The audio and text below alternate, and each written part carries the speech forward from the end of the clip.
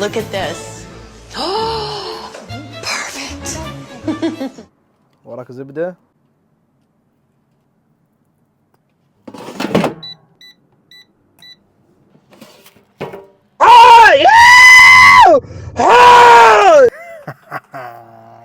للأسف لم تضبط معنا، لكن بنحاول مرة ثانية في هذا الصحن اللي يجي مع هذا القلاية الهوائية.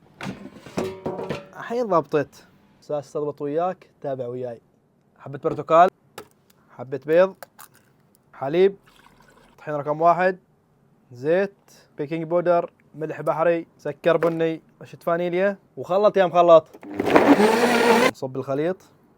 خلاط اديسون هذا اللي يخلط كل شيء حتى الزقاق، والقلاية الهوائي العجيب هذا اللي تسوي لك كل شيء، تجدوهن في محلات السيف جاليري. نحط له جبن.